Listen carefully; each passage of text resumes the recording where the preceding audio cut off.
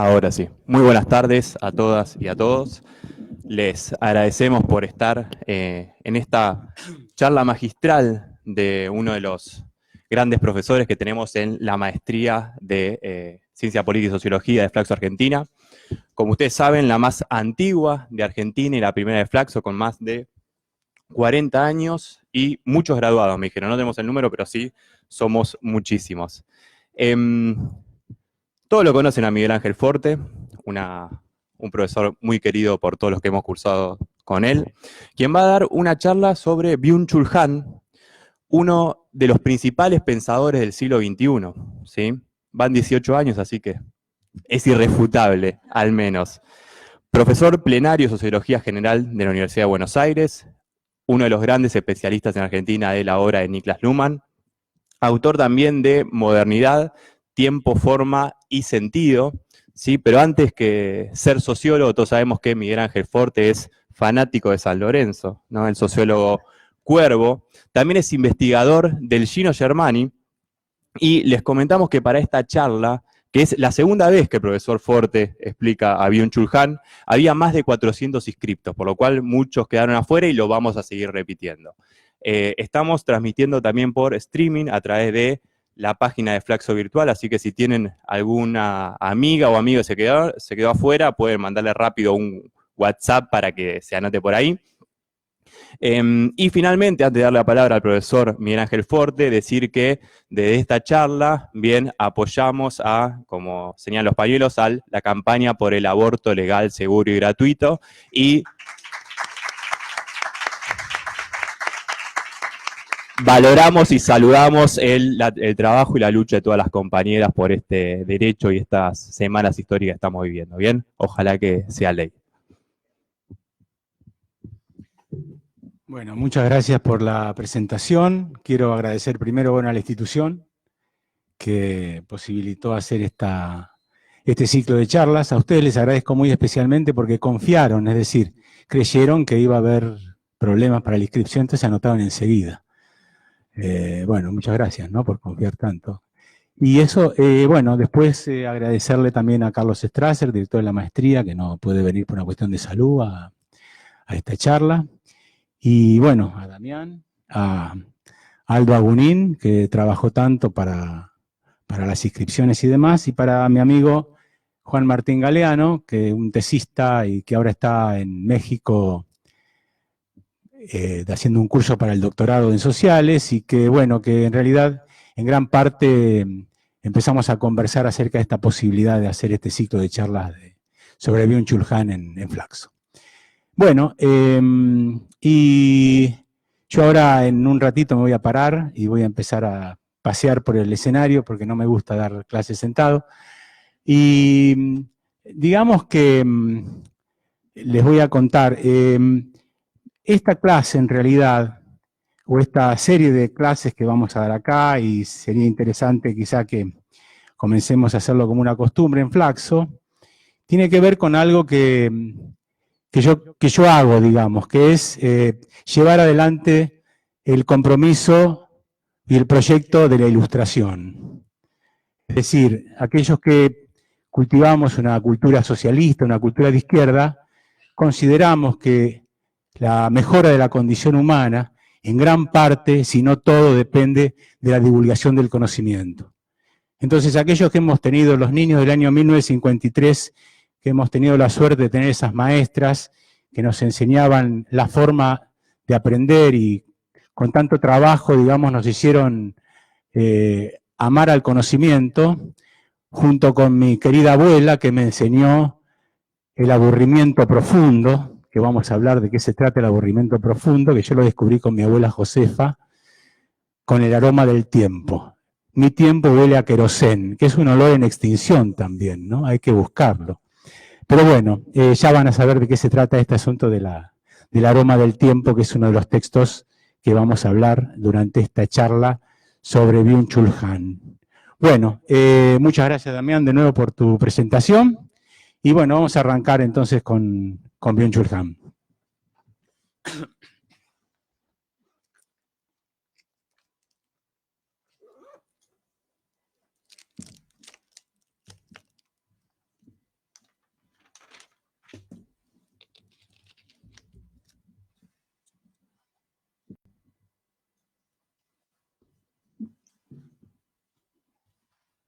Hola, hola.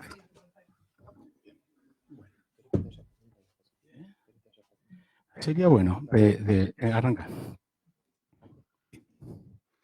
Seguimos. Bueno, no apaguen nada, tengan prendidos los celulares, saquen fotos, divulguen esta charla, hagan la ilustración tecnológica, digamos, ¿no? Todo lo posible hagan para que se conozca qué estamos haciendo acá en este momento. Saquen fotos, mándenla por Instagram, por Facebook, graben, filmen, hagan todo lo posible para que esto se conozca. Por favor. Bueno, yo voy a decir algo respecto del romanticismo. El romanticismo es una forma de estar en el mundo que nos hace desconfiar del decorado del mundo. Si no existiera el romanticismo, creo que nosotros no teníamos laburo, porque en realidad la posición del romántico es que desconfía de lo que ve. Y desconfiar de lo que ve es la base de la ciencia social, ¿no? O sea, lo que es no es lo que ves, es otra cosa. Entonces tenemos que pelearnos con el sentido común, los sobreentendidos, todas esas cosas que vamos aprendiendo a lo largo de nuestra carrera todo el tiempo. Entonces, no, de todas maneras, no hay que tomarse tan en serio la falta de sentido, ¿no? Porque si uno quiere forzar la falta de sentido y quiere buscarlo, el romanticismo nos lleva a posiciones bastante complicadas y extremas. La historia de la humanidad da cuenta de eso también. Por favor. Bueno, Byung-Chul Han nació en el año 1959 en Seúl. Hay un montón de anécdotas sobre este autor que vienen al caso. Este señor, este hombre se recibe de algo así como una escuela industrial en Seúl. Entonces, parece que no le gustaba mucho y le dijo a los padres que iba a estudiar ingeniería en Alemania. Como en Corea las madres son una autoridad importante, bueno, él le mintió a la madre y al padre también, desde luego, y se fue a estudiar a Alemania. Pero en Alemania empezó a estudiar filosofía. No sabía alemán, esto es anecdótico, no pasa otra, por favor. No sabía alemán, y entonces como él dice que mientras que estudiaba alemán, estudiaba Hegel. Y como él dice que Hegel no se puede entender más de una hoja por día, simultáneamente estudiaba Hegel y alemán. Así que bueno, Byung-Chul Han, ahí está su nombre, digamos, en coreano escrito. Eso lo saqué de Wikipedia, no piensen que yo... No piensen que yo sé coreano, es un toque de color. Es un filósofo coreano, radicado en Alemania, especialista en Heidegger, que es todo un tema, ¿no? Heidegger es todo un tema. Porque claro, era nazi. Ahora, gracias a Hannah Arendt, entró. Entonces hay un amigo filósofo que dice, todos somos un poco Hannah Arendt.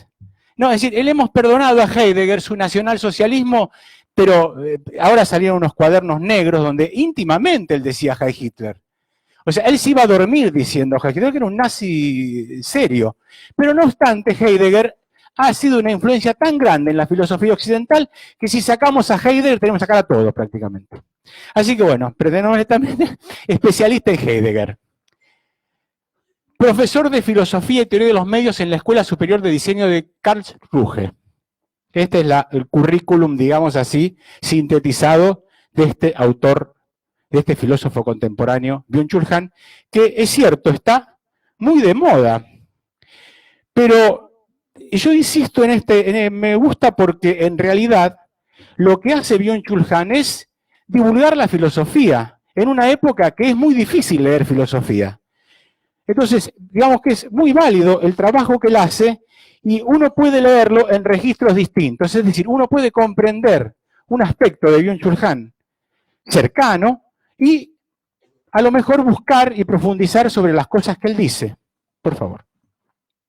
Yo ahora les voy a contar los libros traducidos, les voy a dar una reseña, una presentación de los distintos libros de este autor. 2012, La Sociedad del Cansancio, uno de los textos como clave, digamos, del autor, del que vamos a hablar, por favor. La Sociedad de la Transparencia, en el 2013. Estas son las fechas de las publicaciones en la Argentina. No necesariamente el orden, porque ahora hay un texto, por favor. 2014, La Agonía del Eros. en el enjambre, Psicopolítica de 2014, El aroma del tiempo, que es un texto del 2015, pero es anterior a todos los anteriores. Ha salido en Alemania antes que todos los anteriores, que es muy importante porque es un texto como básico, digamos, introduce en la problemática de la filosofía y nos hace acordar un poco cuando nosotros empezamos a estudiar filosofía. Es muy interesante. 2015, el budismo zen, filosofía, La salvación de lo bello del 2015, todo eso es de Ideal Herder. Este no, este es El arte de la falsificación y la deconstrucción en China. La deconstrucción, ¿no? Estamos de moda. Lo dijo antes, un poquito antes, por favor pasar al anterior. Este texto es, digamos, sale un poco de la, digamos, de la forma de los textos anteriores, porque se preocupa en investigar sobre la problemática de lo que nosotros llamamos falsificación, que para China no existe como tal. Es muy interesante este texto. Si tienen oportunidad de leerlo, por favor, léanlo. Sobre el poder de 2016, Topología de la violencia también de 2016. Por favor, cierra los ojos. Este texto solamente se puede bajar por, digamos, por sistema, por iPad, ¿no? Solamente se puede bajar por ahí, y es un libro muy cortito, de 16 páginas, que un poco es una suerte de gran síntesis de toda su cosmovisión. Por iPad, por sistemas de iPad. Sí. La expulsión de lo distinto de 2017, Hiperculturalidad de 2018. Y esta última semana no sé qué hay, qué escribió. Debe haber algo en imprenta, entonces por las dudas ponemos así, dejamos el beneficio de la duda sobre lo que escribió esta semana Byung-Chul Han. Algo debe estar por salir. Bueno. Ahí está, sigamos. Bueno, digamos que si yo, por ejemplo, tuviese que hacer una gran síntesis y decir de qué se trata la cosa y qué hay detrás, como diría Luhmann, en la filosofía de este autor, yo diría que el hedonismo es lo que está sosteniendo la catástrofe. O sea, vivimos en sociedades cuyo aspecto fundamental es lo que consideramos hedonismo de control. Es una situación paradójica que la vamos a ir desarrollando a lo largo de la clase. Bueno, Byung-Chul Han lo presentamos como un filósofo del padecimiento. Dice que existe un sujeto expuesto como mercancía en las redes sociales del hedonismo de control. Estamos ante una situación de un individuo deserotizado, cansado, víctima gozosa del vértigo que le impone a su currículum vitae esta sociedad caracterizada como una sociedad de rendimiento, ya vamos a ver de qué se trata, es decir, una sociedad que se articula sobre el currículum vitae. O sea, el mundo hoy es un gran sigeva. El mundo de hoy es un gran sigeva. Sos si estás en el sistema, ¿no? Y para estar en el sistema hay que aprenderlo, saberlo y aceptarlo como válido.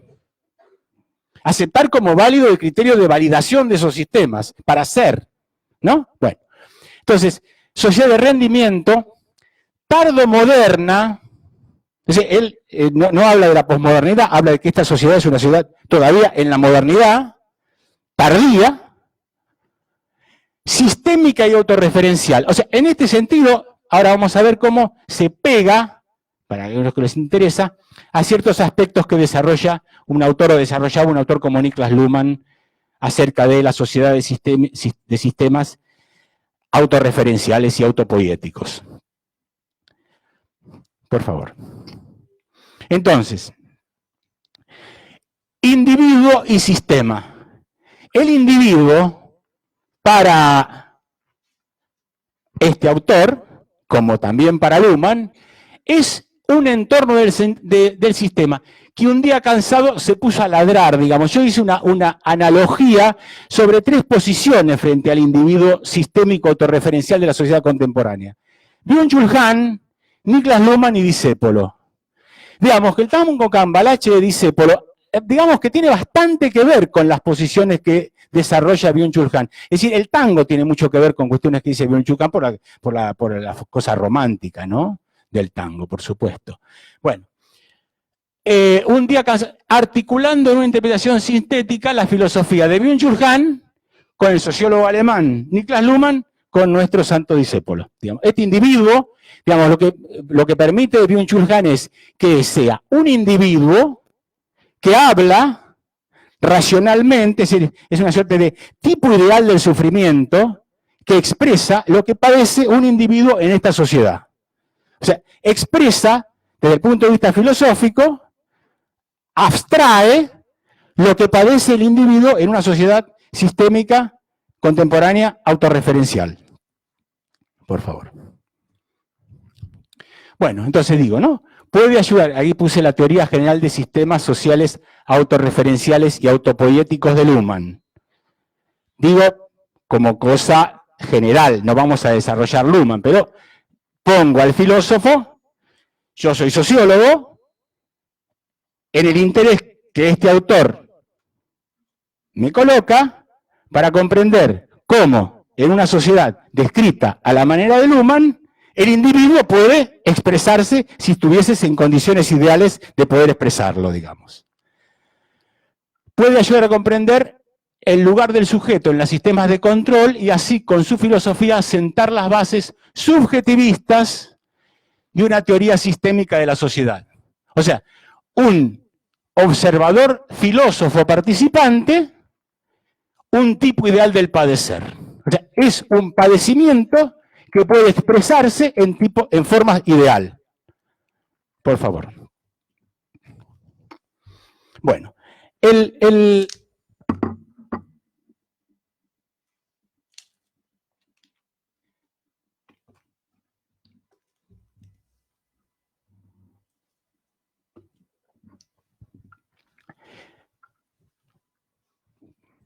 nosotros en esta sociedad global estamos signados por la desesperanza de un presente flojo de sentido. Ahora vamos a ver qué significa esto de flojo de sentido. Este autor, en libros breves de bolsillo, presenta un mundo feliz de ilusión y desilusión encadenadas. Ahora vamos a explicar esto porque es como básico para entender todo el desarrollo. ¿Qué quiere decir con esto? El instante que viene, o sea, nosotros estamos angustiados. Entonces, el vértigo con el que vivimos es porque consideramos que el instante que viene va a superar la amargura del anterior.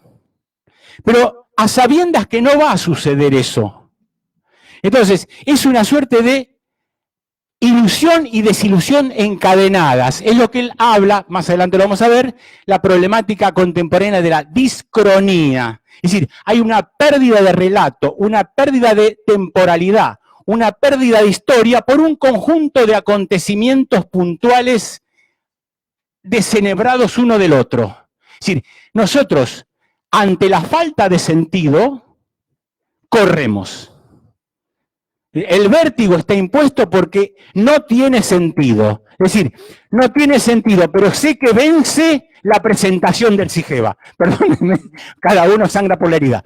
¿No? Claro, es decir, vence el plazo para la presentación de. No, pero ¿para qué corres? Bueno, porque si no, pero en realidad empieza a tener esencialidad algo que en realidad es un recurso.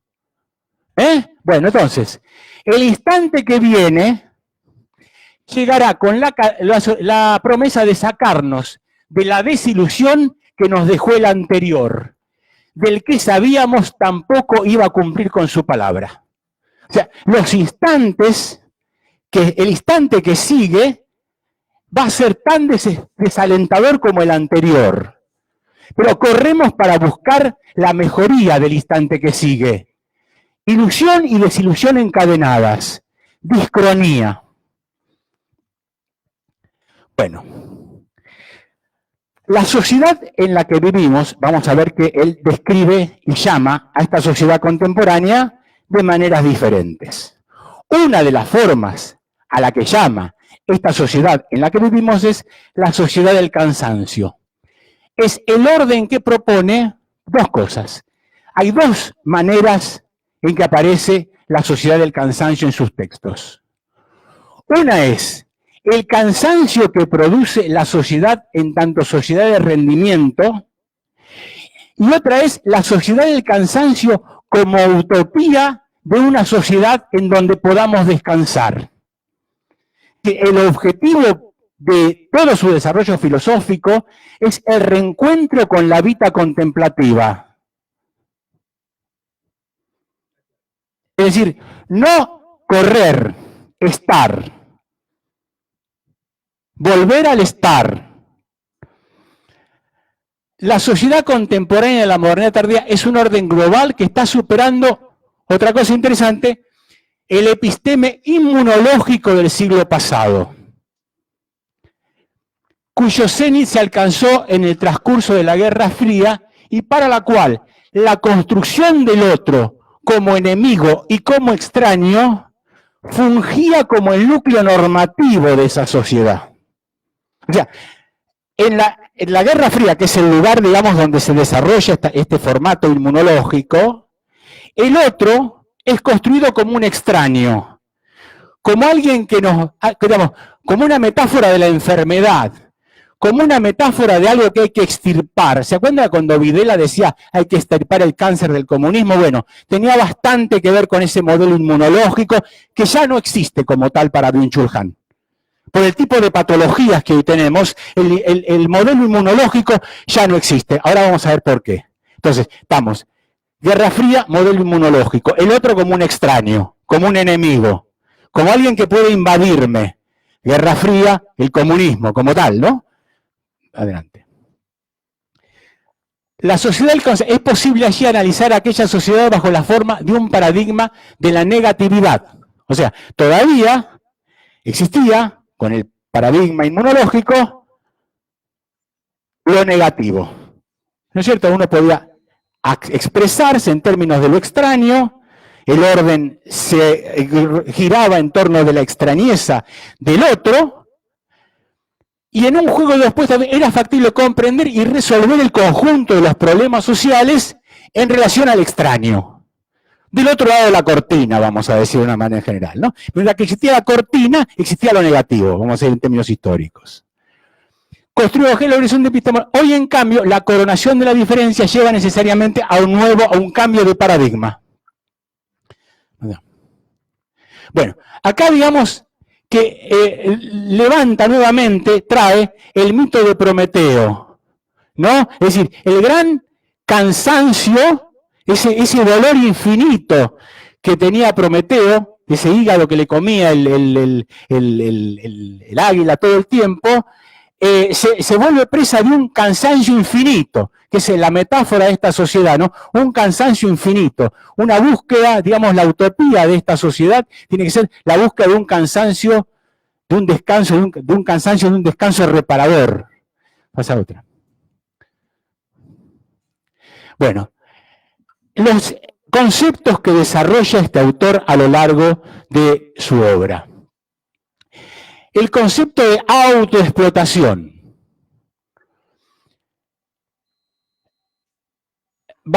Es decir, la sociedad del cansancio prefigurada bajo la forma de un eterno dolor. El dolor de hígado, que es indoloro, es el cansancio, al tiempo en que se esboza su propuesta, la búsqueda de un cansancio curativo, lo que yo le decía hace un rato, ¿no es cierto? Un amable desarme del yo, lo que postula. Digamos, es una especie de dos sociedades de cansancio. Es una especie de el pacto inicuo de Rousseau y el pacto bueno posterior, ¿no? Es una situación de cansancio, de agotamiento del rendimiento, pero hay la búsqueda de una sociedad de cansancio como utópica, aquella en la cual vamos a encontrar la vida contemplativa, el tiempo, ¿no? Digamos, si ustedes me apuran rápidamente y me preguntan, pero ¿cuál es la postura hoy del hombre contemporáneo para poder sobrevivir a los sistemas? La estupidez. La utopía, digamos, el hombre contemporáneo tiene que estar estúpido para estar en contra de. No, porque en esta sociedad, como es sistémica y autorreferencial, todo lo que nosotros hagamos como para revelarnos, lo que hace el sistema es incorporarlo en su propia lógica de funcionamiento. Por eso que es autorreferencial y autopoética. Todo lo que nosotros hagamos es tomado como un recurso nuevo y hace posible el mantenimiento del sistema. Por eso que la revolución, en términos que nosotros conocemos, tampoco existe más para Bion. La utilización de la denominación de sociedad de cansancio será el equivalente, por eso, de la sociedad de rendimiento. O sea, la sociedad de cansancio actual es el sinónimo de la sociedad de rendimiento en esta obra. Luego, lograr el cansancio curativo, la denominación mencionada será de la puesta en forma de una nueva forma societaria. El cansancio curativo es la utopía de la sociedad del futuro. Dale. Bueno, en el primer capítulo del texto de la sociedad del cansancio, la violencia neuronal caracteriza el tiempo tardo moderno actual, bajo una mirada inmunológica. Es decir, hoy la patología que nos constituye es de tipo neuronal. Entonces, si las enfermedades emblemáticas dan cuenta de cada momento histórico particular, hoy en el siglo XXI, lo que es la característica de estas enfermedades son la depresión, el déficit de atención, la cabeza quemada, digamos, todas esas que tienen que ver con el rendimiento. Es decir, bueno, Balsaski, que ha ido a Corea del Norte y Corea del Sur con el libro de Bill debajo del brazo, vio, por ejemplo, cómo los estudiantes caen derrumbados en la biblioteca de cansancio. O sea, se ponen a estudiar y se duermen. Se duermen y están horas durmiendo, porque están en una sociedad que tiene la internet más larga, más veloz del mundo, y a su vez tiene que ver mucho con lo que plantea Byung-Chul Han en sus libros. Dale.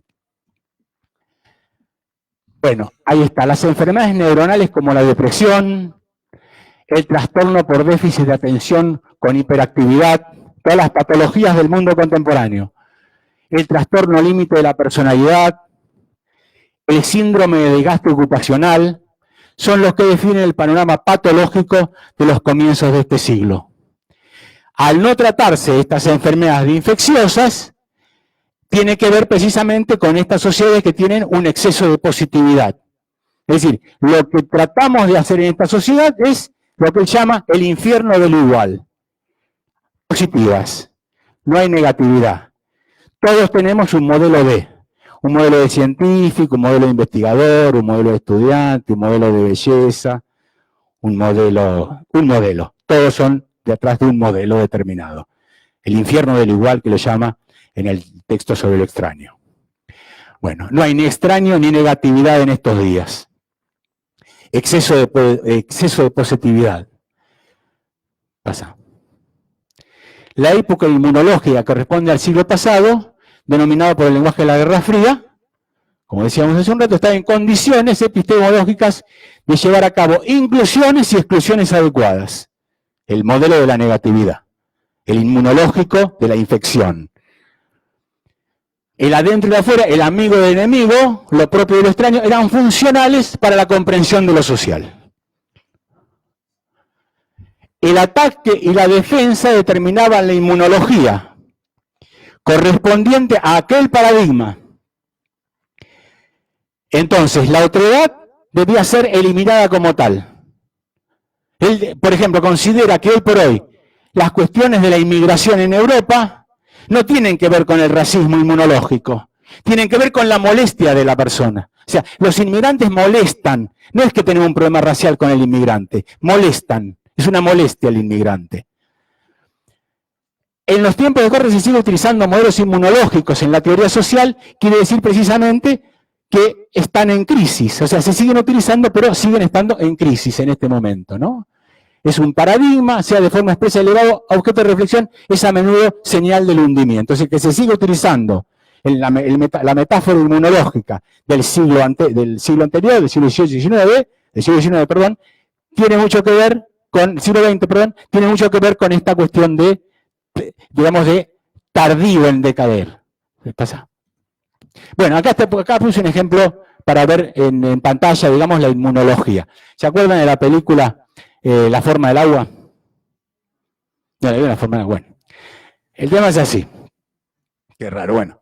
En la guerra, digamos, toda la ciencia ficción de los 60 tiene que ver con monstruos que salen y se comen y se disraptan, ¿no? Ellos salen del mar, son monstruos muy desagradables, atrapan, digamos, salen y invaden la tierra, vamos a decir así, ¿no? Hay toda una suerte de película de ciencia ficción que tiene que ver con la invasión la invasión. Precisamente porque en realidad, si usted ve en esta película, La forma del agua, todo transcurre en el momento de una fuerte lucha contra el comunismo en Estados Unidos, y entonces este monstruo en realidad aparece como la metáfora, vamos a decir, de esa suerte de invasión extraña por parte de un monstruo marino que, bueno, después se enamora de la chica. Todo está muy linda la película, véanla. Qué raro que no la han visto, fue muy famosa. Bueno, tiene que ver especialmente con la invasión de lo extraño. Bueno, desde hace algún tiempo está llevándose a cabo de manera inadvertida, dice Byung-Chul Han, un cambio de paradigma. La sociedad tiende a disolver a la otredad y a la extrañeza correspondientes al orden inmunológico, reaccionario de lo otro para consagrar la diferencia posinmunológica, que ya no genera ninguna enfermedad, sino las enfermedades neuronales. Dale. Lo extraño se sustituye por lo exótico y el turista lo recorre. Es decir, el turista es la gran metáfora contemporánea de anulación de lo extraño. No, yo puedo buscar en el mundo como turista cualquier lugar. Ningún lugar me es extraño. Es accesible. Esto se ve muy bien en el último texto de él, que se llama hiperculturalidad. No, es decir, la cultura global nos permite no sentirnos extraños en ninguna parte, pero ¿por qué no nos sentimos extraños por ninguna parte? Porque todo tiende a la mismidad. Es decir, cuando nosotros vamos a un lugar turístico, el lugar es turístico, no es más lo que era antes de ser cooptado por el turismo. Vemos otra cosa. No vemos lo que era antes de la invasión del turista. Está construido para el turismo. Todo se uniforma el mundo. Bueno, el inmigrante no es un otro inmunológico, lo decíamos hace un rato, a lo sumo constituye una carga más que una amenaza, tampoco el virus informático puede asemejarse a una virulencia social. La autoridad del paradigma inmunológico no se corresponde al nuevo orden mundial de disolución de fronteras globalizado y promiscuo, ¿no? Es un mundo sin fronteras, globalizado, sin extraño, pura positividad. En lo cultural se caracteriza por la hibridación este mundo, que es opuesta a la inmunización, y en lo filosófico a la dialéctica de la negatividad. Porque lo negativo se diluye en el marco de la desaparición de la otredad. En la sociedad actual se asiste a una sociedad positiva de nuevo tipo, tomando como referencia la factura de las enfermedades mentales del siglo XXI. Atribuibles a un exceso de positividad en donde la violencia no viene de lo otro, de lo extraño, sino también de lo idéntico. Es un mundo de lo idéntico. Es un mundo violento por la positividad y por lo idéntico, por la mismidad. Dale. Entonces, si se trata entonces de un sistema dominado por lo idéntico, solo se puede hablar de las defensas de un organismo en sentido figurado, porque la resistencia contra lo otro es desde el punto de vista empático. Dale. Bueno, entonces, lo idéntico no conduce a la formación de anticuerpos. En un sistema dominado por lo idéntico no tiene sentido fortalecer las defensas del organismo.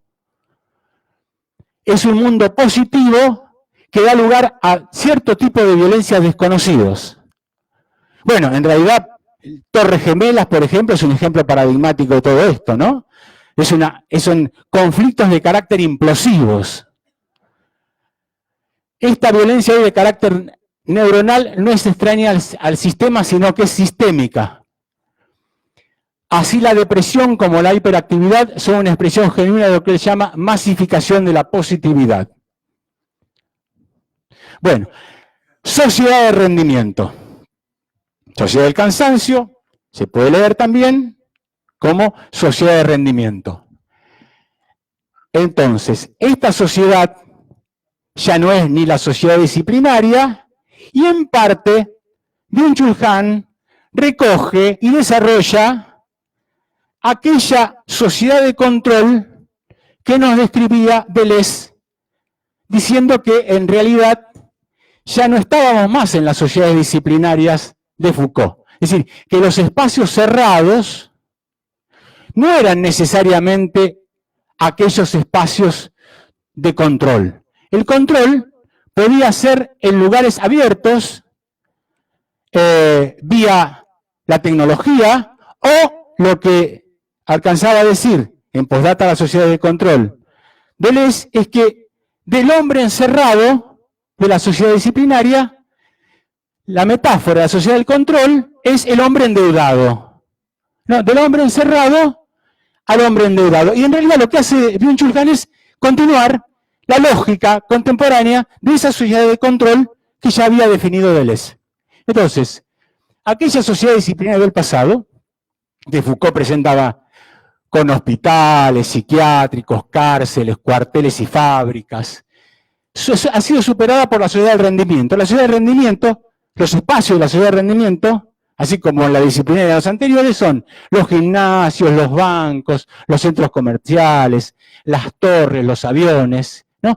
Aquí los sujetos ya no son sujetos de obediencia, sino que están disciplinados por el rendimiento. Gimnasio, centro de compras, avión, son todos lugares en donde en realidad el hedonismo está metido en el mismo control.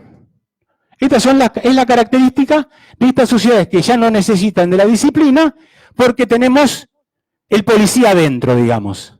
O sea, la dialéctica del amo y el esclavo, para bien, está dentro del sujeto. Nosotros somos el campo de concentración de nosotros. Muy esperanzador no es, pero bueno, es lo que hay, yo lo estoy explicando. Claro, esa es mi función, explicárselo, después discutimos, charlamos. Bueno, sin nombrar a él directamente, dice que tampoco el término frecuente sociedad de control hace justicia a esta transformación. Aún contiene demasiada negatividad. Lo que yo les comentaba, de Deleuze, el hombre ya no es el hombre encerrado, sino es el hombre endeudado. Pero esta, digamos, es la gran metáfora. El gimnasio creo que es uno de los espacios donde mejor explica. ¿Por qué? Porque tenemos que estar en forma. Porque de estar en forma depende también que nosotros tengamos trabajo también. Es decir, nuestra forma, nuestra presentación también tiene que ver con la estética del trabajo. ¿No? Es decir, estamos incluidos y excluidos sobre la base de un tipo particular de sujeto. Bueno, sí. Si la disciplina generaba locos y criminales, la nueva produce depresivos y fracasados. Claro, es decir, el que pierde es el fracasado, digamos. No es ya la discusión en términos ideológicos. Es decir, de alguna manera, vamos a decir así, que la problemática de la supervivencia se puso como ideología. O sea, la supervivencia es una ideología. ¿No? Es decir, la factura del gas a 3.000 pesos es un problema de supervivencia. Pero es ideológico, es decir, ya es muy interesante porque ya pasa a ser, digamos, las facturas son prácticamente el manifiesto comunista de hoy. O sea, es como una rebelión, no, claro, porque es real, es como la vida y la muerte. Pero está la vida y la muerte por una cuestión, el formato de la disciplina. Sos vos el que no tiene los 3.000 pesos porque antes estaba barata. O sea, antes estaba barata, por lo tanto, hoy tenés que tener 3.000 pesos porque si no sos un fracasado sin gas. Bueno, también, bueno, el tema del gas también nos recorre la tragedia. Hay maestras que, previendo esto, se cagan de frío todo el invierno. Porque no lo prenden. Bien, claro, ¿no? Está claro. Bueno, al haber encontrado la disciplina a su límite, el paradigma del rendimiento sustituye al disciplinario, porque la negatividad de la prohibición de la sociedad disciplinaria frena y bloquea el crecimiento. O sea, la disciplina ya no sirve a este mundo que Byung-Chul Han también caracteriza como neoliberal. O sea, él también dice que estamos en un ciclo del capitalismo neoliberal. El neoliberalismo entonces hace que el rendimiento sustituya a la disciplina. ¿Por qué? Porque en el orden disciplinario no se crece. Es un límite. Lo que enferma ahora no es el exceso de responsabilidad de iniciativa, sino el imperativo del rendimiento como nuevo mandato de la sociedad del trabajo tardomoderna. Digamos así, vamos a tomar un ejemplo de karate. Cuando yo iba a la escuela, por ejemplo, afortunadamente hice la escuela a partir del año 59, porque yo tenía todo el tipo para empastillarme. Era un nene empastillado hoy. Si a mí me tocaba vivir acá, me empastillaban. Zafé. ¿Por qué? Porque en realidad hay una forma de considerar el rendimiento como la manera. Si el chico no rinde como los tipos puros, ideales, construidos, hay que empastillarse. Bueno, hay que empastillar todo. Todo hay que empastillar para poder rendir. Para poder rendir. ¿No? Bueno, es que por otra parte, en algún momento vamos a dejar, digamos, que los deportistas libremente tomen estimulantes, ni hablar de los cirujanos, que están todos empastillados, si no, no pueden operar tanto. Bueno, la presencia de los químicos tiene mucho que ver con la lógica de la sociedad de rendimiento. Tomate esto para, bueno, tomate aquello para. Bueno, esto tiene que ver directamente con esto, con la problemática del rendimiento y el paradigma neuronal, digamos. ¿Para qué vas a perder tiempo en el psicoanálisis? 8 años si puedes tomarte una pastillita. Los giles vamos al análisis. Los psicobolches, pero eso ya es una cosa que ya está. Que por otra parte, digamos, yo soy de los que piensan, digamos, dicho entre nosotros, ¿no? Que el desmontaje de los dos grandes epistemes modernos que podían hacer algo para cambiar el mundo, el psicoanálisis y el marxismo fueron inteligentemente desmontados. Por eso hablamos de Byung-Chul Han. Claro, digamos, no es que, a ver si lo entiendo, esta fragmentación del conocimiento, esta fragmentación de los movimientos sociales, estas luchas por identidades puntuales, tiene que ver con un dispositivo interesante del capitalismo, cómo ha desmontado todo para que no se junte nada, digamos. Bueno, es una opinión. Adelante. Bueno. Sociedad de rendimiento. Si sigue siendo entonces el rendimiento una sociedad del trabajo, como la disciplinaria, la sociedad del rendimiento también nos hace laburar, no es que, al contrario. Ahora, el animal laborance, ahora les voy a explicar algo de esto, es la condición existencial de ambas formas societarias. Se explota a sí mismo de manera voluntaria y sin necesidad de coacción externa a tal efecto. Vamos a aclarar un poquito esto. Hannah Arendt, que levanta esto de acá, señala 3 grandes esferas en la condición moderna. La acción, el labor y el trabajo. La acción, la labor y el trabajo. El trabajo tiene que ver con la capacidad creativa de la condición humana.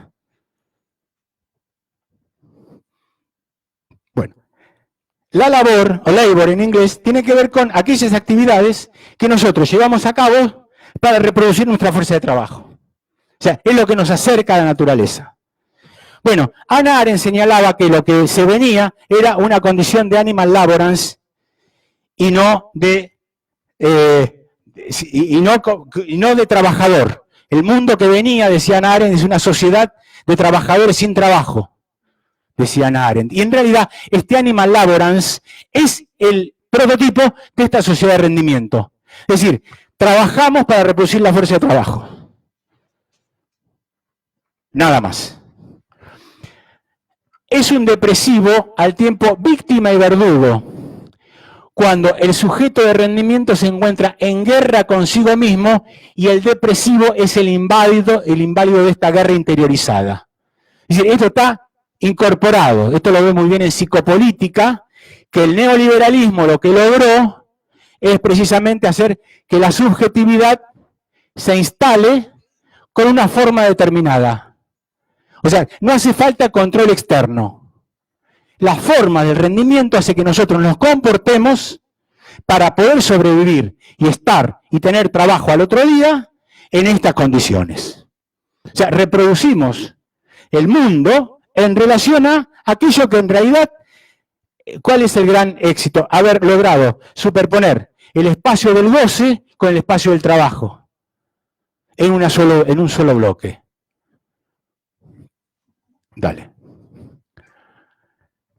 La sociedad de rendimiento, excesiva en su positividad de estímulos, impulsos e información, encuentra, bajo las formas de una libertad obligada, una explotación superadora de nuevo tipo. La autoexplotación, cuyas manifestaciones patológicas son expresión de un paradójico sentimiento de libertad. Paradójico sentimiento de libertad. La vida en esta sociedad requiere de una administración especial del tiempo y de la atención, de una manera de estar en todo. Ahora vamos a ver cómo explica esta idea, cómo llama a esta manía de estar en todo. Dale. Multistacking. No es necesariamente una evolución progresiva en el desarrollo de la civilización, ya que no se trata de una habilidad exclusiva del ser humano. El multistacking tiene que ver con esta condición animal de tener que cuidar la cría, ¿no? De las cosas que en realidad nos hacen estar pendientes de nuestra propia situación vital. Se trata de una regresión, ya que es una capacidad extendida entre los animales salvajes en la lucha por la supervivencia. Obligados a distribuir su atención en diversas actividades simultáneas como alimentarse, proteger el botín, cuidar las parejas sexuales y la cría. O sea, nosotros vivimos en el multistacking que nos retrotrae a una condición salvaje. Lo que está vedado casi por definición es precisamente la vida contemplativa. A tal punto, yo les cuento algo, en Corea del Sur hay campeonatos de tiempo muerto. Sí, es un campeonato en el cual se junta una serie de personas y gana el que logra en determinado tiempo tener menos palpitaciones. O sea, el que baja el ritmo del corazón a mínimo es el que gana la competencia. El tiempo muerto, digamos. Lo que él reivindica, lo que Byung-Chul Han reivindica, es el tiempo muerto. Ese alarma me está indicando que como soy un autocoagulado, está todo relacionado, tengo que tomar el remedio. Así que si me aguardan un minutito, voy a tomar mi medicación y seguimos. Bien, la medicación, ¿vieron? Está todo. La alarma, el rendimiento y la medicación en un mismo bloque. No sabía qué hacer, les juro, que no sabía qué carajo hacer cuando sonaba la alarma. No sabía, te juro, no sabía, me salió.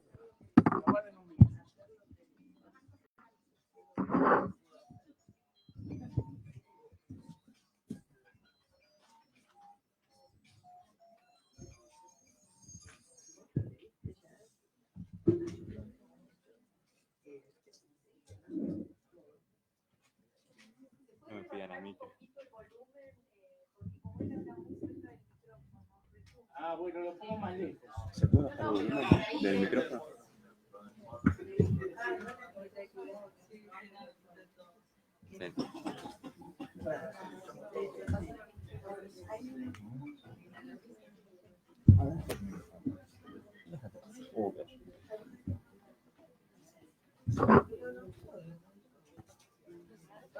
¿En qué canal está conectado?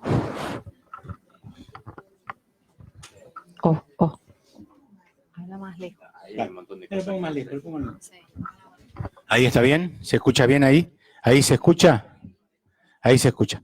No, estaba pensando, ¿no? Que con todo lo que nos costó llegar a esta reunión, porque ustedes se acuerdan que la CGT hizo un paro, cosa que fue realmente, Byung-Chul Han le hizo hacer el paro, porque realmente, porque a la CGT casi un milagro, pero además después me vino la trombosis, por suerte, no en el momento que dimos la clase, porque, ¿no?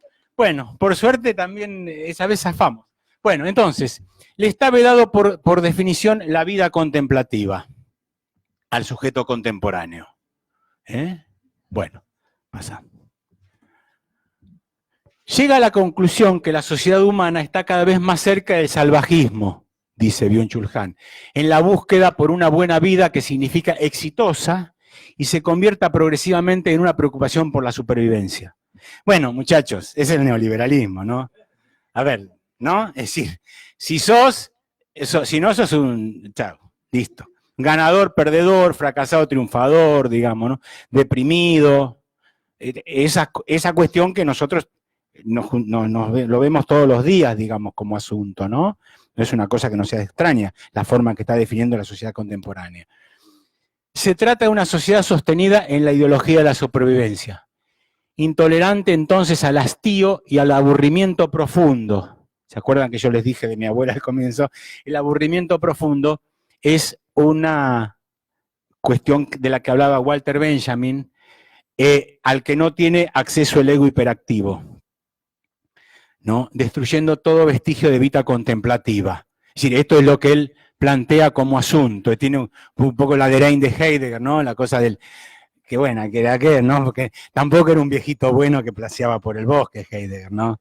Esa es la que, bueno, pero vamos, digamos que todo tiene su cosa, pero en principio, digamos, lo que él nos está planteando, que esta lógica, digamos, de rendimiento de este formato societario que nos obliga a estar siempre en forma, en definitiva, para sobrevivir, solamente puede ser, digamos, neutralizado si nosotros nos ocupamos por la vida contemplativa, digamos. Que en realidad, vamos a ser sinceros, ¿no? En gran parte, vamos a decirlo, digamos, esta charla que damos acá, esta lectura de Byung-Chul Han, tiene que ver mucho con ese espacio contemplativo, ¿no? Porque en realidad Byung-Chul Han no me da sijeva, no entra en ninguna parte. Esta clase a lo mejor sí, pero la lectura, digamos, desinteresada, esa que no hacemos casi nunca, es lo que en realidad tiene que ver con este formato necesario que es la vida contemplativa, ¿no? Buscar esos espacios de la filosofía, de la conversación, del intercambio, ¿no? De la mirada del otro. Esto es lo que este hombre nos está diciendo en parte, que bueno, que cada uno después hará con esto lo que le gusta, pero en realidad esa es la idea, ¿no? La cosa desinteresada, la cosa que no aplica, ¿no? No aplica, ¿no? No. Ahora está para enamorarse hay que aplicar también porque iba a dejar una aplicación, digamos, ¿no? Sí, lo primero que me dijeron cuando me separé la segunda vez, me dijeron, bajate una aplicación. El primer consejo, digamos, bajate una aplicación. Y qué bueno, es esto, ¿eh? Es esto. ¿No? Porque evidentemente, bueno, si a mí me preguntan para qué están esas aplicaciones y por qué es absolutamente insoportable la primera mirada. Como no podemos mirar por primera vez, corremos eso y la aplicación no se evita. Da por sentado que ese encuentro ya tuvo esa primera mirada no mirada. Entonces, eso es lo que nos produce más vértigo, ¿no? La mirada del otro, la mirada, por eso no se soporta mucho la mirada, ¿no? Hay toda la fenomenología trabaja sobre esto y muy bien. Pero bueno, adelante, nos ponemos románticos. Bueno, Animal Laborance, que era que yo en un momento anuncié el Animal Laborance que nos trae este autor por la vía de Hannah Arendt.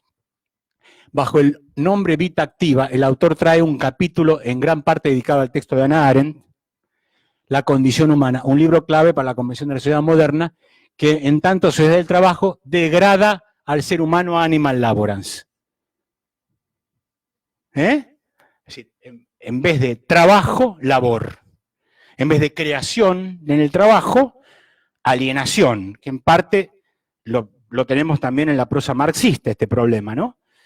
Es decir, esta pérdida de nosotros mismos en el proceso de trabajo, esta enajenación de nosotros, de los otros y de lo que producimos nosotros. Bueno, esto en realidad tiene mucho que ver con esta situación de Animal Laborance. Trabajamos para ir a trabajar al otro día. Las cadenas radicales de Marx, ¿no?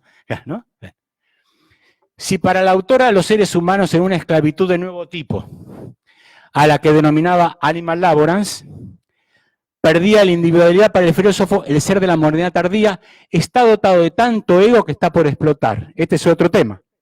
Y es cualquier cosa menos pasivo. Es en sentido estricto todo menos animalizado. Es hiperactivo e hiperneurótico. Por otra parte también, que es una cosa que trata en la agonía del Eros, la agonía del Eros, que en realidad este autor recoge muchos temas que ya vimos en la escuela crítica, ¿no? La problemática de la alienación como central. La caída del Eros tiene que ver con que el narcisismo, digamos, nos hace tan autorreferentes que perdemos el placer del otro. Bueno, hay sociedades, por ejemplo, en donde esto está muy naturalizado, como el Japón, por ejemplo. El Japón, como tiene una cultura muy particular, ancestral, digamos, no les genera ningún problema lo que pasa hoy con el desarrollo tecnológico, con la pederastía, digamos, porque lo tienen incorporado, ¿no? Es muy interesante, esto lo hablé bastante con Barsaski también, este tema de la cuestión del Japón y Byung-Chul Han, que los japoneses, digamos, han, por ejemplo, desarrollado una alta tecnología de la masturbación, ¿no? O sea, el japonés medio se aísla. Son sociedades de una gran soledad y un alto desarrollo tecnológico, ¿no? Interesante, porque es una cultura, como es una cultura animista, que todo es sagrado, los objetos, las cosas, por lo tanto, el desarrollo tecnológico ha sido como incorporado, inclusive todo lo que tiene que ver con la cultura samurái, por ejemplo. Ustedes vieron que los japoneses están siempre así. Están siempre así porque corta la cabeza. Porque le ofrecen al samurái que le corten la cabeza, digamos. Tienen toda una cosa que está incorporada y esto les sirvió a los últimos samuráis de ser custodia de los empresarios de Punten, ¿no? Claro, es muy interesante toda esta cultura para ver estos asuntos que trabaja Byung, digamos, y que en realidad lo que pasa que el problema que nuestros empresarios miran esos modelos de organización del trabajo. Corea, por ejemplo. Cada vez se trabaja más por menos. Ese es el modelo. El modelo coreano, digamos, es un poco lo que está revoloteando en todas partes. Bueno, luego afirman que la pérdida de creencias en la tardomodernidad no solamente afecta a Dios, sino que actúa sobre la realidad misma y hace de la vida algo efímero. Ante la falta de ser surgen el nerviosismo y la intranquilidad. Tiene que ver con esta cuestión que decíamos de los instantes, ¿no? Se vive una vida desnuda por efímera en la que cada uno porta, en tanto sociedad de la obligación, su campo propio de trabajo forzado. Vamos solito, digamos. Por eso, por ejemplo, que cada vez que los compañeros del subte paran, la gente los quiere matar. Los quiere matar porque no llegan a su trabajo. Ustedes entienden esto, ¿no? No, a ver si lo entienden. No llego a mi trabajo, yo soy un trabajador como vos. No es yo me alío con vos porque soy un trabajador como. No, vos impedís que yo pierda el presentismo. Es la palabra, ¿no? ¿Qué quiere decir? Pierde la hora de trabajo, digamos. Es maravillosa la reacción. Son capaces de matar. Bueno, pueden matar por un celular, pueden matar por un montón de cosas, pueden matar por cualquier cosa. Pero en realidad tiene que ver mucho con este asunto, con este formato, de esta autodisciplina, de esta creencia, esta creencia que hemos incorporado que hay que llegar temprano al trabajo. Bueno, lleguen temprano al trabajo. Otra más, dale. Bueno, yo ahora por ejemplo, le puse lo de plusvalía de Marx. Vivimos en un tiempo de lo efímero, a los tumbos del sinsentido, otarios a sabiendas, sostenidos, pienso, por la regimentación ortopédica del diseño curricular de la vida en la sociedad de rendimiento. El currículum es nuestra vida. En sede marxiana, somos los amos de nuestra propia esclavitud. Cuando, al extraernos la plusvalía metafísica absoluta de sí y para sí, reproducimos nuestra fuerza de trabajo para continuar en la cadena de montaje existencial de una situación de autoexplotación. O sea, es una plusvalía del alma, ¿no? Es decir, es una autoexplotación gozosa. Es una autoexplotación gozosa, ¿no? Es una palabra masoquista que puedes decir, sí, pero no, tampoco se vive como tal. Se vive como la manera, la forma. El tema es que esto está invadiendo todo, digamos, ¿no? Esto invade todas las formas, digamos, ¿no? No hay ningún espacio que quede libre de este problema. Es un diseño societario, vamos a decirlo. Bueno, patologías. Las enfermedades neuronales de este siglo son, como bien se ven en el padecimiento de Sandra. ¿Se acuerdan de esta? No sé si se vieron, porque no son muy cinéfilos. Yo voy todos los días al cine prácticamente, me encanta. Bueno, la heroína de 2 días y 1 noche. Bueno, la depresión, el trastorno por déficit de atención con hiperactividad, el trastorno límite de la personalidad, el síndrome de desgaste ocupacional. O sea, ¿qué le pasa a ella? A ella la están por rajar. Entonces, todo el problema es ella en realidad. Todo el problema es ella que la quieren rajar. Todo está recluido en ella. O sea, ella siente culpa que la quieren rajar. Es la forma de la patología en el mundo contemporáneo, ¿no? Síntoma de un sentimiento de libertad paradójico cuando la autoalienación de la sociedad de rendimiento se vive como autorrealización, verificada en la proletarización de nuestro currículum vitae bajo un régimen totalitario hedonista en donde la felicidad es una mercancía, nosotros mismos. Nosotros pasamos a ser la mercancía. O sea, parece que hubo un salto cualitativo en la mercancía. Ustedes se acuerdan ese libro tan lindo de Walter Benjamin, que es el libro de los pasajes, donde Walter Benjamin dice una cosa muy hermosa. Dice que el capitalismo, digamos, tuvo un punto de inflexión. El punto de inflexión fue cuando sacó las semillas de la bolsa para venderlos en una caja empaquetada con colores. Entonces ya dejó de ser la mercancía como tal, sino la presentación de la mercancía. Hoy la presentación de la mercancía es el cuerpo nuestro. Vénganme a ver, quiero ver Byung-Chul Han, vengan a verme. Bueno, es la mercancía, nosotros somos la mercancía. Pero claro, si no lo hacemos, ¿qué hacemos? Digamos, ¿no? Hay que bancarse, aislarse también, ¿no? Ir para el otro lado. Bueno, todo esto, digamos, el formato es lo que él nos está describiendo en realidad. Y esta heroína es muy interesante porque, claro, todos los compañeros y demás, en realidad la están por echar hasta que finalmente la echan, pero todo el drama que ella vive con la que la van a echar, hace todo, se empastilla, todo para que no la echen. Pero no hay forma, porque en realidad ella piensa que es por ella. Este es el éxito del neoliberalismo. Hacer pensar que es por nosotros. Tú sos un fracasado, no tenés 3.000 pesos para el gas. Si antes estaba barata. Bueno, el otro libro que trabaja se llama En el enjambre, que es donde trabaja fundamentalmente el tema de las redes. Expuestos en las redes sociales de la pornografía de masas bajo la dictadura del me gusta. Sí, bueno, nosotros lo vemos, ¿no? Yo soy medio adicto al Facebook. Y cuando yo pongo algo estoy esperando que... No, casi le doy un premio al primero. No, claro, porque porque es el reconocimiento, uno busca el reconocimiento. Bueno, metidos en en shitstorm, tormenta de mierda, como se llama, de la revolución digital, internet, las redes sociales que hacen de nosotros, los seres humanos, individuos aislados. ¿No? Bueno, el otro trabaja en el enjambre. Dale, perdón. El otro texto, en donde también, otro texto es psicopolítica. Sin la posibilidad objetiva de construir alternativas de poder. ¿No?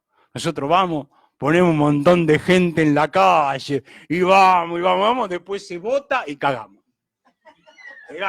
Bueno, porque no hay posibilidad de construir, bueno, es lo que dice. No hay forma porque todo lo chupa. Todo lo chupa. Inclusive es interesante cómo ha logrado el neoliberalismo, el capitalismo contemporáneo, meterse fuerte en la interna del feminismo. Es maravilloso. Con 2 o 3 imágenes que pone ya se arma un quilombo sideral. Porque entonces no, porque la identidad de clase y la clase, porque todo feminismo es igual, no por la clase. ¿Qué clase? No, la clase, porque la clase social también influye, porque no es cualquier feminismo, no son todas las mujeres, sino las trabajadoras. Pues se arma un lío bárbaro. Pero el capitalismo logra dividir ahí. Y bien. Por eso no hay, las alternativas del poder siempre están ausentes.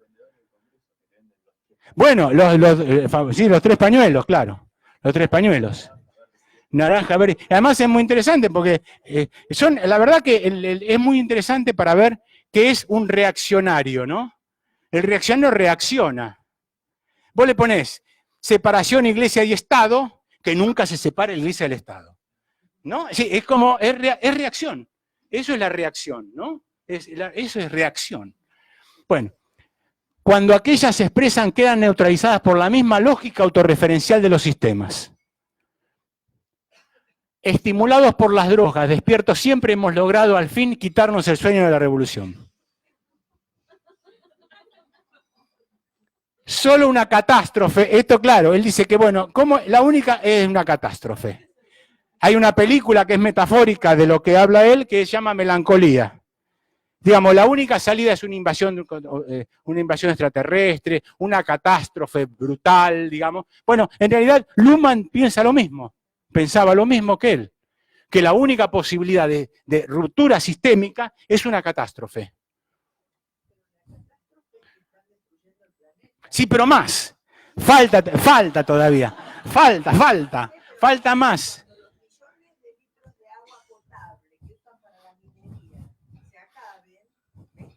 Sí, ese día que no tengas agua vas a ver si tenés red. Me estoy cagando de sed, pero no tengo wifi. No puedo postear, no tengo agua, no puedo sacarme la foto. Claro, no, bueno. Solo una catástrofe, él dice eso, ¿no? Que al fin una distopía grosa, digamos, ¿no? Una distopía importante tiene que ser una salida de esto. Podría acabar con nuestro mundo paradójico, en donde no nos queda más que padecer el disfrute. Gracias al desarrollo tecnológico del capitalismo al servicio de esta psicopolítica.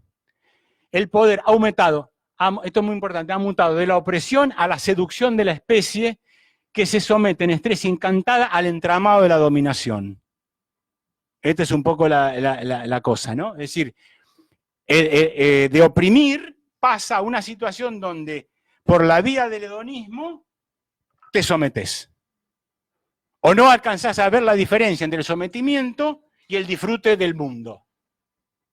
Es decir, nosotros, qué sé yo, vamos de vacaciones a un lugar turístico. Entonces, tenemos tantos días, tenemos que ir a todos los lugares. Es como una disciplina distinta. No, tenés que subir esta montaña, tenés que subir escaleras. ¿Vieron cuando estás de vacaciones sube escaleras?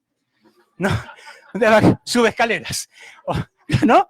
Sube escaleras, hace cola y sube escaleras, hace cola y sube escaleras. Bueno, porque en realidad no descansa. No podés descansar porque te perdés algo. El tema es no perderse. ¿Perderse qué? Bueno, no sabemos. El poder ha mutado, bueno, nos sometemos encantados a esta situación de seducción de la especie. Dale. Bueno, el entorno del sistema solo le quedaría la alternativa liberadora de la estupidez, que es un poco lo que yo le dije al comienzo. Forma en que la modernidad tardía tome degradada la conciencia de clase en sí para sí. O sea, la conciencia de clase hoy es estupidez.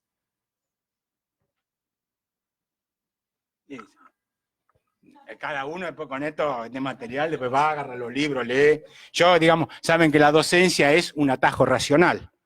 ¿No? Dice uno leyó y le dice, miren, yo lo entendí por acá.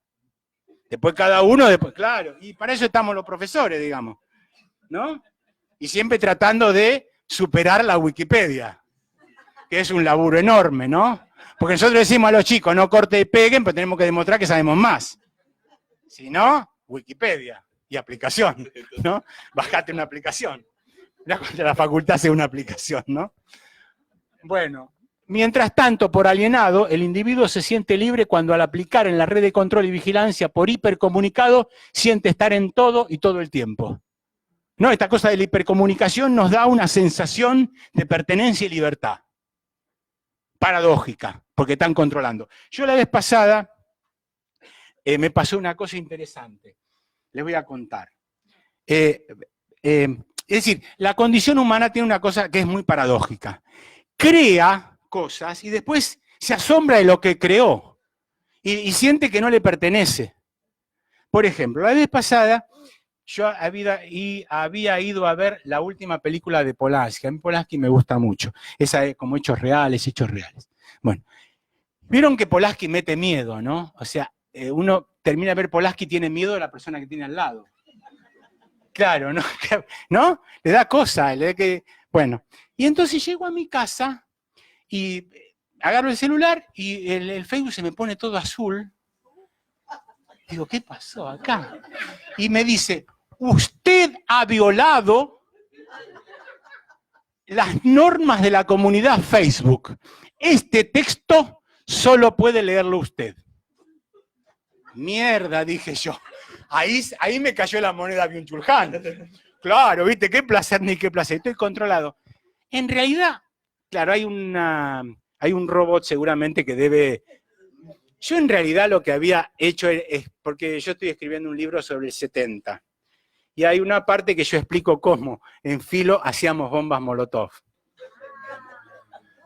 Entonces, claro, como es un procedimiento que no se usa más llamó la atención, porque era muy refinado. Entonces, había que mezclar químicos, no era de la mecha, que de la mecha me parece que se usa la mecha porque da mejor en los medios. Porque el otro, como parte sin llama, y la llama solamente es con el contacto cuando rompe la botella contra el pavimento, recién ahí, cuando entran los componentes en contacto, produce la llama. Pero cuando sale sin llama. Es aburridísima, hay que esperar. Como ahora el acontecimiento y el relato del acontecimiento tiene que ser lo mismo, ¿no? Claro, pero ese es el problema, digamos, el problema de la cuestión de hoy también, con los que hacen periodismo y demás, es este serio problema que hay entre el acontecimiento y el relato del acontecimiento. Está anulado el relato del acontecimiento. El acontecimiento se autoexplica, por lo cual no hay el tiempo del contar, que es una de las grandes estrategias de dominio. Sacar el relato. Bueno, dale. Bueno, por alienado, el individuo se siente libre cuando al aplicar en la red de control y vigilancia por hipercomunicado, siente estar en todo y todo el tiempo. Dale, eso lo habíamos dicho. No significa necesariamente el multistacking una expresión de evolución progresiva del desarrollo de la civilización, ya que no se trata de una habilidad exclusiva del ser humano, sino precisamente lo que lo hace más animal laborans, más cerca del animal. Es una regresión al ser una capacidad extendida entre los animales salvajes en la lucha de la supervivencia, obligados a distribuir su tiempo en distintas actividades. Nuestra especie vive en una sociedad sostenida en la ideología de la supervivencia, intolerante al estado y al aburrimiento, esto lo dijimos, del que hablaba Benjamin, al que no tiene acceso al ego hiperactivo. Estamos todo el día al palo, no hay forma de parar, digamos. Entonces, parar significa cuestionar, y cuestionar significa un espacio de cuestionamiento. Todo eso está vedado precisamente por el formato del disfrute de la vida, como estrategia de control. Destruye todo vestigio de contemplación vedada casi por definición para los individuos de la modernidad tardía. Un aspecto, bueno, ahora hay una serie de nombres que Byung-Chul Han le otorga a la sociedad contemporánea. Una es, habíamos hablado de la sociedad del cansancio, sociedad del rendimiento, sociedad de la exposición. Un aspecto del orden en el que todas las cosas, por su propia necesidad de mostrarse, son mercancías. Todos somos mercancías. Sociedad de la evidencia. El disfrute está instalado en la inmediatez. No hay lugar para el rodeo narrativo. Sociedad porno gracias a la maximización del valor de la mercancía por exhibida. Esto es lo pornográfico. Y esto es lo antierótico, digamos, ¿no? Esto ya lo había visto Adorno, esta idea de que la pornografía era la muerte del erotismo. Bueno, la pornografía del mundo contemporáneo tiene que ver con una pornografía de masas, digamos así. Estamos todos expuestos como mercancías en las redes. Sí, después hacemos preguntas, ¿eh? Sí, sí. Sociedad hiperactiva, sociedad de la aceleración, hiperactiva, hiperproductiva e hiperacelerada. Bueno, esto es yo hace un tiempo les dije que el concepto de esta idea de el instante que vivimos nos genera una angustia tan grande que queremos pasar inmediatamente al posterior, pensando que este va a ser mejor, pero no. Esto se debe a algo que llama disincronía en el aroma del tiempo. El tiempo da tumbos, no hay rumbo. Atomización del tiempo, una acumulación de instantes, no hay historia, digamos así, no hay relato. Atomización de la identidad, alienación. No se experimenta la duración. El presente se reduce a picos de actualidad. La comprensión presenta la misma intensidad que la experiencia, esto como fundamental. La comprensión presenta la misma intensidad que la experiencia. O sea, lo dado es lo que es. No hay explicación. Por eso que todas las ciencias sociales en esta época nos vemos en figurita con todo este problema, ¿no? Porque hay un sentido que es el único y recorre, y para tomar distancia tenemos que bajar un cambio, como quien dice, y es imposible. Dale. Por otra parte, estas sociedades lo que tienen, por eso la dificultad de las transformaciones, son altamente integradas. Ya no se trata esta de una sociedad cuyo lazo social mantiene su factora normativa por moral, sino que se trata de un orden sostenido en la inmunidad comunicativa de la autorreferencialidad radical de los sistemas. O sea, son tan autorreferentes los sistemas que eso es lo que produce una gran integración societaria. Todo lo que haces, el sistema lo procesa y lo envasa, digamos así. Esto es, en términos de vivencia, comunicados pero sin comprenderse. Los humanos piensan, luego aplican y refieren a un universo que cierra en el disfrute del sí mismo consigo. Es un 1984 del goce autorreferido, digamos, por decir de una manera un poco general, ¿no? Un 1984 del goce autorreferido.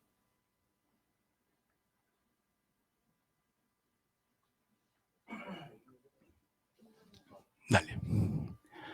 Es una sociedad íntima. Por la falta de distancia y el consecuente narcisismo, reemplaza a los signos rituales por la hiperrealidad de los hechos al desnudo. No hay, digamos así, es narcisista e hiperreal. Esto es un cuadro, una obra de Hirsch, que es una obra hiperrealista, precisamente. Pues la puesta en eso, ¿no? Sí, bueno, los hechos al desnudo, ¿no? Hiperreal. Dale. Sociedad de la revelación, en la que el viento digital de la comunicación e información lo penetra todo y lo hace transparente. Hace que esta sociedad sea transparente. Sociedad de control. No por el endeudamiento deleuziano señalado por moradores de un panóptico digital. Una dialéctica de libertad que se opone como control. Una estética que al exhibirnos online nuestra intimidad es un eficaz mecanismo de control pornográfico digital bajo las formas de la libertad individual. Esto se vive como libertad individual. No se vive como esclavitud, no se vive como dominio, no se vive como control. Se vive como libertad, una libertad paradójica. Y hay una democratización de la vigilancia, ¿no? Digamos, las redes son eso, ¿no? Estamos todos controlados por nosotros. Dale. Bueno, en el último capítulo de La Sociedad del Cansancio habla sobre nuestro tiempo para bautizar ahora con otro nombre, la sociedad de dopaje a la desolación contemporánea. Utiliza un razonamiento simple, se trata de observar cómo es el uso de las drogas lo que hace posible poner en forma al animal laborans en el alto rendimiento. Pues, digamos que está muy trivializado todo el tema este, ¿no? de las pastillas, ¿no? que son la base de esto, ¿no? Estar siempre en forma, siempre bien. Pone como ejemplo, cuando se trata de tareas complejas, al cirujano que precisa una alta concentración. Encontrando los fármacos adecuados para ello, concluye, el exceso del aumento de rendimiento provoca el infarto del alma. O sea que esto está legitimado. Falta legalizarlo definitivamente. Dale. Bueno, en todo esto, digamos, hay una... le voy a comentar algo, ahora que me acordé, se me olvidó después. Hay un eco en la prosa de Bion que nos recuerda algunas cuestiones de Simmel. Sobre todo por esta esclavitud de la novedad que tiene el moderno, ¿no? Es decir, la modernidad, que es una infinita capacidad de diferenciarse desde el Renacimiento, ¿no? Ser distinto del otro. Y para ser distinto del otro es necesario hacer cosas para diferenciar. Es decir, estar en una situación de obligación de lo novedoso. Algo nuevo a toda costa. Este algo nuevo a toda costa tiene mucho que ver con las formas que hoy adquiere este mundo contemporáneo. Hay una fuerte presencia de Simmel en estas cuestiones. Bueno, pasión desenfrenada de la condición humana para ocupar el tiempo en aras de evitar el insoportable aburrimiento del tiempo pleno. ¿No? Es decir, el no hacer. El no hacer. El no hacer es difícil de soportar. De ahí la disincronía. Tremenda la culpa. La culpa por el no hacer es de las más tremendas, ¿no? Bueno, Bion propone el cultivo del arte de la demora. Llegar tarde a los lugares, por ejemplo. No, en serio, sí. Llegar tarde. Hay algunos que la vez pasada llegué tarde acá, ¿se acuerdan? Y me agarró una culpa terrible. Me quería morir. Porque no está ahí, ¿no? Uno cree, como uno está absolutamente convencido que es imprescindible, ¿cómo llega tarde? ¿No? Claro. Bueno, no es la velocidad del mundo contemporáneo el que atenta contra el sentido, que es una cosa que dijimos al comienzo, sino la falta, la responsable de haber apretado el acelerador espacio-temporal de este momento de la modernidad, donde señalo, bajo la perspectiva de Simmel, es la búsqueda perpetua de la novedad, lo que constituye al fin el sino espacio-temporal del tiempo que nos ha tocado. Buscar la novedad, buscar lo nuevo. El vértigo de la vida actual, al fin, no sería para nosotros otra cosa que la convicción absoluta de que el instante que viene, otra vez, ¿no?, será mejor que el anterior. Lo que al tiempo hace que todo sea vetusto y perecedero apenas un momento después. ¿No? Si ve, por ejemplo, la historia del celular, bueno, va a encontrar esto, ¿no? Cómo los objetos se hacen vetustos al toque. Entonces, el vértigo de la vida actual, al fin, no sería para nosotros otra cosa que la convicción absoluta de, bueno, una forma al fin de luchar contra un fantasma, saber el del aburrimiento. Esto sería, digamos, lo que opera en contra de todo este modelo, el aburrimiento profundo, digamos, el espacio de la filosofía, en definitiva. Que el espacio de la filosofía no quiere decir estudiar filosofía. Quiere decir, básicamente, la base de la filosofía, que es la amistad. El cultivo de la amistad es la base de la filosofía. Uno se encuentra con un amigo, le dice, ¿qué tal? ¿Cómo estás? Me siento como el orto. Me acabo de divorciar, te divorciaste, me pasó, qué cagada divorciarse. Y uno empieza a hablar de la vida y el sentido de la vida. Pero para hablar del sentido de la vida hay que tomarse tiempo. No es que uno dice genialidades sobre el sentido de la vida necesariamente, probablemente no.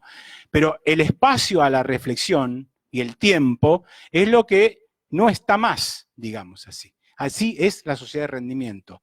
No tener tiempo para. Bien, veamos al otro. Bueno, en el aroma del tiempo, este libro que les comenté al comienzo, no nos deja prisioneros en la desesperanza y en el desasosiego como la única posibilidad de la existencia. Cuando considera, comparto y celebro la idea de que estamos dotados como especie a rescatar a la vida contemplativa de las telarañas sistémicas del desuso. Esto es lo que él plantea Hay momentos de optimismo que tiene el coreano. Momentos, ¿no? Momentos, va y de golpe te dice, bueno, andale por ahí. Claro, es muy subjetivo e individual todo esto, ¿no? Solo así, en la utópica sociedad del cansancio curativo, al fin del ocio, el tiempo será olido y recobrado. Bueno, ahora hay acá una metáfora sobre el aroma del tiempo que los que han leído, leyeron, leerán En busca del tiempo perdido de Proust, 7 tomos, yo voy por el tercero, lo voy a poner en el Sigeva cuando llegue al 7. ¿Qué es lo interesante de este libro? ¿Por qué el aroma del tiempo? Hay una historia que cuenta, bueno, en realidad todos nuestros recuerdos están alojados en un olor, ¿no? O sea, el olor de nuestros tíos, el olor de nuestras tías, el olor de nuestros viejos, todo tiene un olor.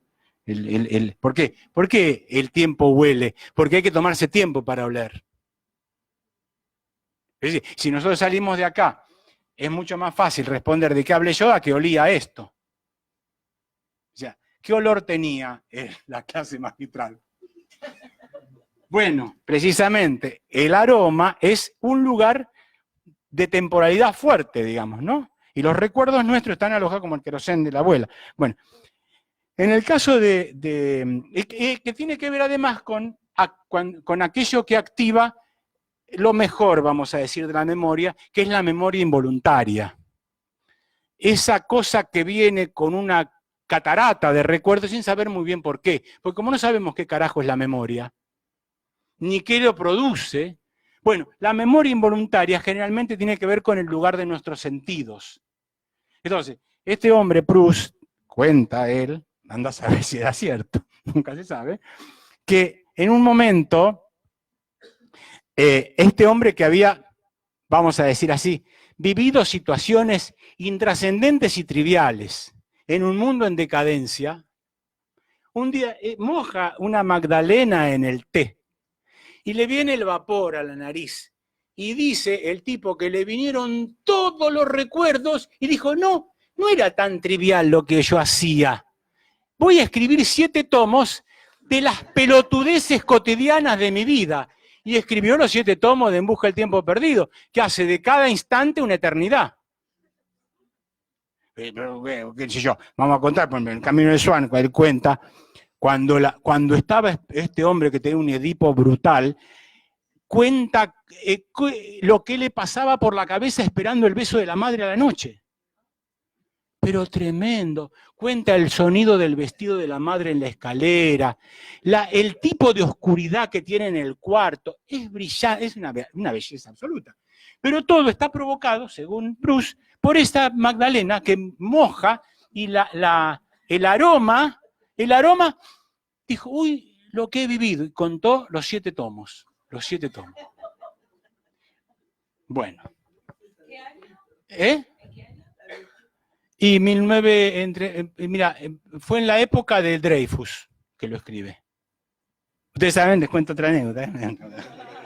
Resulta que el famoso caso Dreyfus, bueno, aparte, Proust era judío por parte del padre, si no recuerdo mal. Pero, bueno, el caso Dreyfus fue, ustedes saben que lo firmaron todos y todas.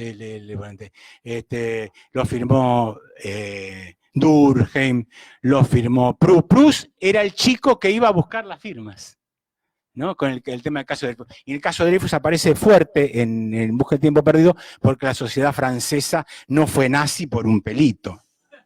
No, por un pelito. Era terrible las cosas que dice de los judíos. Ahí, no él, ¿no? Las cosas que cuenta del racismo francés en Busca del tiempo perdido es maravilloso. Bueno, entonces, por eso digo, entonces en este sentido, volviendo al tema, solo así, en la utópica sociedad del cansancio curativo, al fin el ocio, el tiempo será olido y recobrado. Ahora al servicio de nosotros mismos, como lo fue cuando Proust, al mojar en el té la Magdalena, desencadenó la bella inutilidad de la humana memoria involuntaria. No, rescatar lo inútil sería.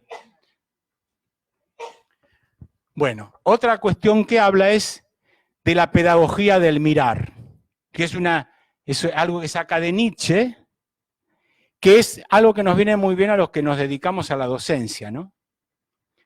Que es, reflexiona sobre la vida contemplativa, la que supone precisamente una particular pedagogía del mirar. Que para los sociólogos es muy, muy importante, ¿no? La mirada del mundo, la mirada sobre el mundo. Sigue aquí los conceptos, los ejos de Nietzsche siempre renovados en función de la tarea docente, a saber, enseñar a mirar, enseñar a pensar, enseñar a hablar, a escribir, actividades que se realizan en la paciencia, en la espera. En la espera. Piensa Byung que el ser hiperactivo no es libre, la forma de su acción le origina nuevas obligaciones. Es una ilusión pensar que cuanto más activo uno se vuelva, más libre se es, ¿no? Esto de esta importancia que tiene, ¿no? La mirada, el pensamiento, contra, digamos así, todo que tiene que ver con esta acumulación de instantes, ¿no? Dale.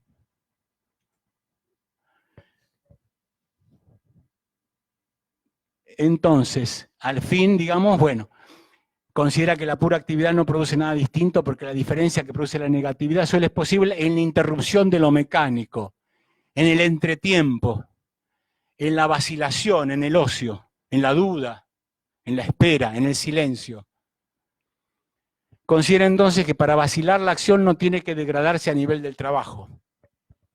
En el marco de la positivación general del mundo, tanto el ser humano como la sociedad se transforman en una máquina de rendimiento autista. Reivindica en este sentido, siguiendo a Nietzsche, la potencia del no hacer y el decir no. En definitiva, la hiperactividad por su unidad creativa es pasiva de actividad. Dale. Bueno, entonces, ahí está Proust con la Magdalena, ¿no? En la utópica sociedad del cansancio curativa, al fin del ocio, el tiempo será olido y recobrado, ahora al servicio de nosotros mismos, como lo fue cuando Proust, al mojar el té de la Magdalena, desencadenó la bella inutilidad de la humana memoria involuntaria, que es algo que dije hace un ratito. Bueno, a ver, pasa. Ya estamos. Bueno.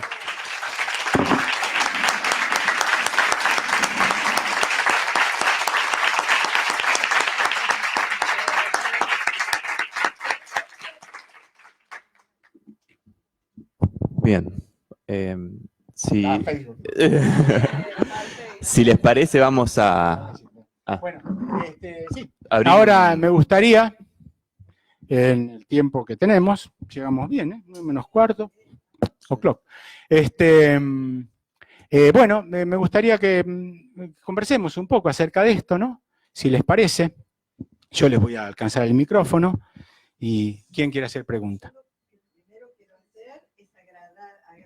Agradar, lo primero que quiere hacer es agradar. Lo primero que quiere hacer es agradar, perfecto. Bien, ya agradaste. Les vamos a compartir el micrófono, así se escucha en el streaming de Facebook. ¿Quién quería hablar? Te quería agradecer muchísimo. Tanto tango, así que Hola, hola. Ah, ¿se escucha? Sí, sí, sí. Ah, no, yo no me escuchaba. No, primero le quiero agradecer muchísimo, no solo todo lo que nos contó de Churhan, que yo lo había leído bastante, pero el tono suyo me tuvo todo el tiempo en un entusiasmo que pocas veces se encuentra, ¿no? Así que lo felicito, como es un maestro realmente para transmitir. Sí, mi título es máster en sociología.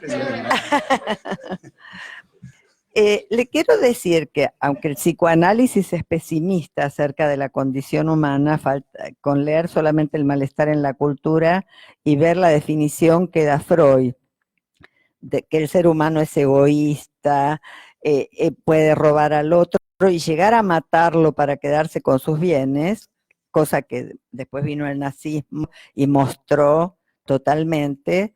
Lacan habla de que esto es que el campo de concentración es lo actual, digamos, lo que se llegó como sociedad al campo de concentración.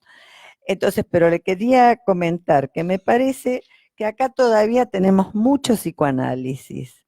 Por suerte, hay lugares que ya se ha perdido. y que yo no acuerdo con la cosa neurológica. Bueno, desde el psicoanálisis, porque si no, eso son las neurociencias. Yo no creo que esté en el cerebro, creo como Heidegger que el lenguaje es la casa del hombre. Y mientras el hombre hable, no lo puede tomar totalmente, a pesar de que sí, a pesar de que la estupidez, como decía usted, es la norma casi, pero hay todavía la posibilidad del cuestionamiento, sobre todo creo que el psicoanálisis muestra cómo también esta sociedad se mete exactamente en esos puntos del ser humano, ¿no? Y lo transforma, le transforma la subjetividad, pero sigue habiendo, espero, ahí pongo optimismo, el sujeto del inconsciente, que los seres humanos, al tener un fallido, digan alguna verdad. Tendrías que hablar en el micrófono para que te escuchen en Facebook. ¿Está Bueno, abierto? en realidad, si todas las preguntas van a ser elogios de este orden, métanle tranquilo. Me quedo hasta las 3 de la mañana. No, pero te agradezco mucho tus palabras. Bueno, sí, yo en realidad soy devoto del psicoanálisis, eso, digamos, que me quedaría un pibe del 53, ¿no? Digamos, ¿qué otra cosa nos quedaría? Pero sí, es cierto que el psicoanálisis advirtió sobre ciertas cosas que vos estás planteando ahora, ¿no? Inclusive uno lo ve también en sus sesiones, ¿no? Lo que es uno, ¿no? Y bueno, y a veces no queda tiempo para el otro también, con tanto uno también, ¿no? Pero bueno, sí, yo estoy de acuerdo con lo que vos acabás de decir, digamos, como no hubo una pregunta, yo de acuerdo con lo que vos estás planteando y te agradezco mucho tus palabras. Ahí pasamos.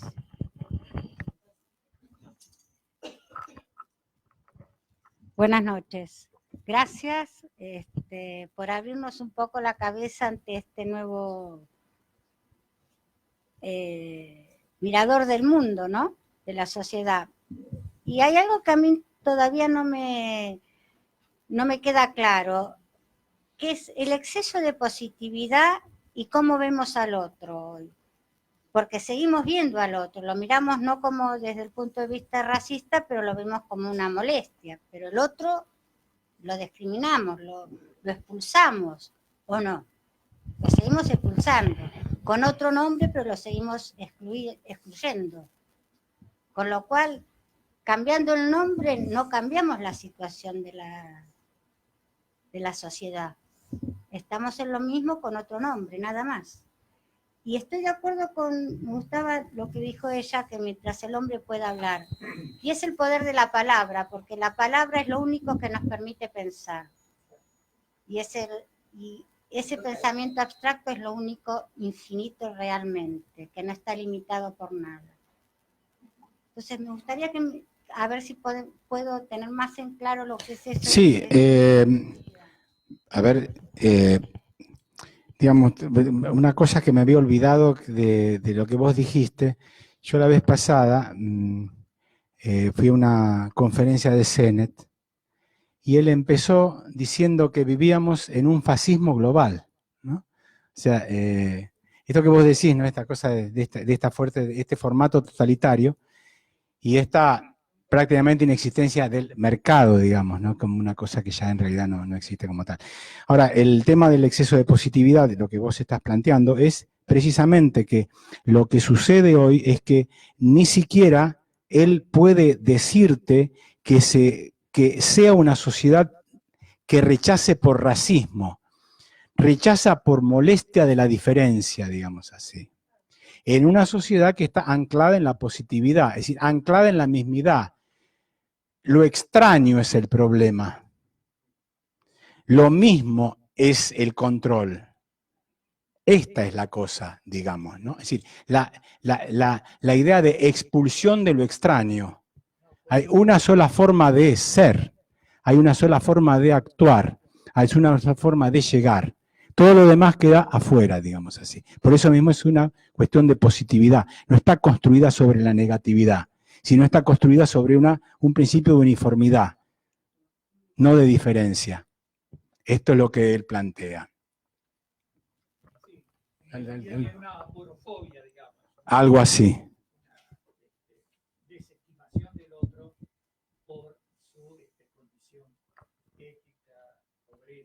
Además, digamos, es de un gran egocentrismo, de un gran hedonismo y de un gran narcisismo, digamos, ¿no?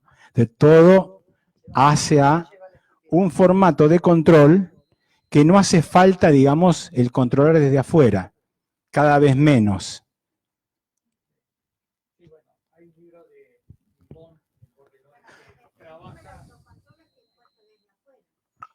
Esperen, Digamos que así hablamos de a uno a la vez. La palabra amenazada. La palabra está en peligro justamente porque está en manos de los medios de comunicación. Que no comunican, sino que fundamentalmente manipulan la palabra, la instruyen de tal manera que la palabra pierde permanentemente. Entonces, lo que trabaja es la necesidad, bueno, esto también se vincula con lo que ha hecho Paulo Freire, ¿no? Tratar de rescatar en el diálogo.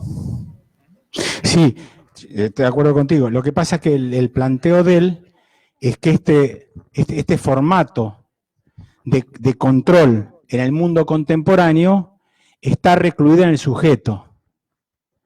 O sea, que no hace falta ya que desde afuera te digan, porque adentro lo tenés incorporado ya en tu cotidianeidad. O sea, la forma de manejarte en el mundo es la forma incorporada. Por lo tanto, desde afuera ratifica el control interno tuyo. Es decir, no tenés nada que hacer. O sea, el afuera no te dice nada, no hace falta que te diga nada. Por eso el día del campo de concentración llevado a cuestas, digamos, ¿no? La idea, digamos, de que es una sociedad que como